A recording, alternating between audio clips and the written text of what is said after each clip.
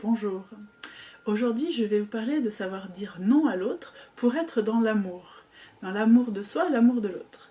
Mais avant tout, je vous invite à partager suite à cette vidéo vos commentaires, vos ressentis, vos expériences, vos questionnements, car pour moi ça me donne vraiment cette sensation d'être dans le lien, parce que je fais ces vidéos pour être en lien avec les autres, offrir une part de mes réflexions, mais pour les offrir aux autres. Donc là c'est dire oui aux autres, voilà. Donc n'hésitez pas à partager, elle m'inspire aussi sur des sujets de vidéos, et vraiment pour moi ce qui est important c'est que ça vous touche et que ça vienne ouvrir une porte en vous, et non pas juste partager des vidéos que sur mes réflexions personnelles, voilà. Donc pourquoi dire non à l'autre pour être dans l'amour? En fait, on est habitué, je pense, à être dans un oui, dans une sorte d'amour où c'est inconditionnel, et tellement inconditionnel que finalement on oublie parfois d'être d'abord dans l'amour de soi. Donc le premier réflexe est souvent de dire oui à l'autre, dire oui à nos enfants, oui à notre compagnon, oui à nos amis, sans se positionner vraiment et dire mais moi, qu'est-ce que j'ai besoin et qu'est-ce que je peux faire ici et maintenant? Vous avez peut-être vu passer sur les réseaux une citation qui dit dire non à l'autre pour se dire un oui à soi. Voilà. Donc c'est vraiment dans cette énergie. Et puis c'est vraiment aussi dans une démarche de coopération où chacun dans la relation va prendre sa place. Jacques Salomé, pour moi, image très bien la notion de la relation, qui est deux entités qui se mettent en lien pour créer une relation. Et lui, il le crée avec un foulard, et ce foulard est vraiment la relation et la troisième entité. Souvent on se trompe où la relation c'est deux personnes qui se mélangent et se confondent, alors que non, on est deux personnes, chacune est responsable de son espace, de ce qu'elle ressent, de ce qu'elle vit, de ce qu'elle croit, de ses valeurs, et comment elle va dire à l'autre, là je suis ok avec toi mais ça me gêne un petit peu, ou non je ne partage pas cette façon d'aborder cette valeur, parce qu'on peut avoir les mêmes valeurs mais pas les vivre de la même façon ou les appliquer de la même façon. On est tous uniques, donc n'oublions pas que nous avons chacun construit, suivant notre sensibilité, nos tempéraments et plus, notre éducation, des valeurs et une façon de les matérialiser. Même si elles sont propres à chaque humain, elles sont communes à chaque humain, chacun a développé sa façon de les appliquer, et le curseur, la sensibilité propre à nos valeurs. Donc voilà.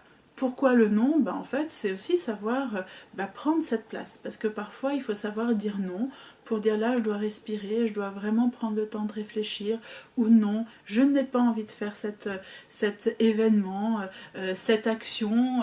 C'est très important parfois quand on est jeune, qu'on se retrouve ado, et que au milieu de gens qui vont peut-être vous emmener à gauche, à droite, dire tiens, fais ci, fais ça, et vous, on va peut-être se laisser entraîner.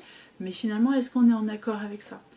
Moi, j'ai, entre guillemets, eu la richesse intérieure de toujours arriver à dire non, même si très longtemps je me suis sentie décalée par rapport à ça.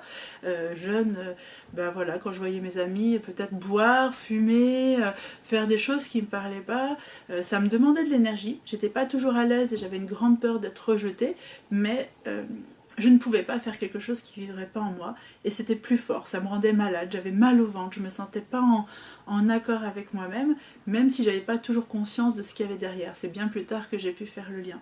Et je vois qu'au quotidien, oui, ça m'a emmené des désagréments, ça m'a emmené dans des relations parfois avec des personnes qui finalement m'ont entre guillemets rejeté, repoussé, jugé. Mais moi, je suis restée en accord avec moi-même, ça je peux vraiment le valider. Tout n'était pas parfait, attention, hein, j'ai dû cheminer, il y a des relations, il y a eu des choses, j'ai dit oui, et surtout moi j'ai beaucoup dit oui lorsque les gens sont en difficulté, se sentent pas bien, sont dans leurs émotions, ont besoin d'écoute. Alors moi je dis oui tout le temps, et ça j'ai eu à travailler, à dire mais est-ce que je suis prête là à écouter la personne pleinement? Pas que en accompagnement c'est ok, et même des fois je suis pas toujours prête, mais le fait de reconnaître que je suis pas prête, mais que là c'est mon entre guillemets job, c'est mon travail, c'est ce que je propose aux gens, je me mets en posture d'accueil, mais en conscience de mes limites. Parce que c'est ça aussi. Le non ne veut pas dire un non où je redis non tout le temps et puis du coup je repousse la situation. C'est un non aussi qui dit mais où j'en suis ici, et quel est le degré, le curseur avec lequel je peux vivre, quelles sont mes limites dans ce moment précis, Et là du coup ça crée toute une nuance où un non n'est pas quelque chose qui ferme, qui n'est pas une barrière, mais qui est juste un cadre souple, mais un cadre par rapport à l'autre. Voilà. Donc vraiment au quotidien, savoir écouter ça, c'est vraiment important. Ça apporte beaucoup de richesse, ça peut emmener vers certains conflits, mais pour moi le conflit va permettre de discuter, de dire à l'autre, alors dis-moi toi où tu en es, c'est quoi ta limite? Quand moi je te dis là c'est pas possible pour moi, toi où tu en es? Est-ce que tu peux emmener ça, tu peux pas emmener ça? Et aujourd'hui, je trouve que c'est quelque chose qui manque un petit peu dans les relations parce qu'on est soit dans le grand oui, soit dans le grand non. Et du coup, c'est pas très fluide. C'est même enfermant, c'est très rigide, ça crée beaucoup de conflits qui ne sont jamais résolus, beaucoup de gens qui portent des choses qui n'arrivent pas à exprimer. Et puis derrière ce non, il y a une richesse en fait, il y a une capacité à réfléchir, à faire grandir un projet, une idée. Et puis ça ne veut pas dire qu'on absorbe tout non plus, que tout n'est pas parce que je l'ai entendu, parce que c'est quelqu'un, un ponte dans un domaine qui dit ça, que je suis complètement d'accord avec ça. C'est ok, je prends des choses, mais comment moi je me les approprie et comment après je les restitue. Et vraiment ça c'est très créatif pour moi, c'est vraiment là où la relation, je trouve toute sa richesse, c'est que du coup d'une relation on en fait quelque chose de créatif et pas juste quelque chose de formaté. Et du coup on est dans l'amour de soi, on est dans l'amour de l'autre, parce que être dans l'amour c'est vraiment pas simplement cet amour inconditionnel. Très longtemps, je l'ai toujours avec moi, j'ai beaucoup apprécié un texte de Denis Marquet, L'amour est un oui sans pitié, où je vais vous résumer un peu sa pensée. En fait, il exprime que l'amour, c'est cet amour féminin, inconditionnel, qui dit oui, je t'aime tellement, je te prends comme tu es et c'est tout ok pour moi. Et donc c'est inconditionnel sans limite. Et en même temps, l'amour, il a une autre phase, il a une autre facette qui est aussi l'amour plus yang, on va dire, que féminin ou masculin, on va dire plus yang.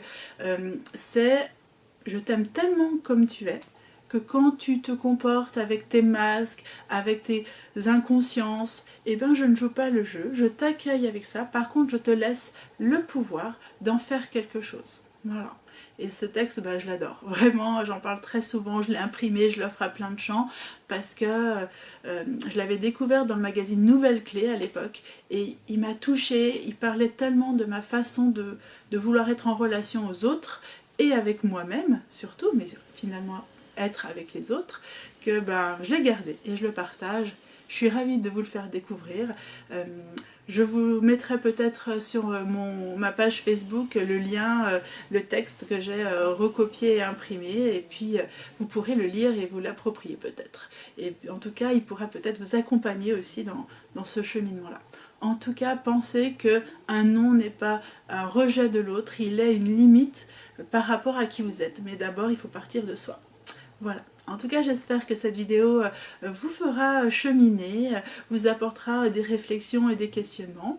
Et puis, n'hésitez pas à me retrouver sur ma page Facebook pour tous mes événements, www.être-en-son-corps.com. À bientôt.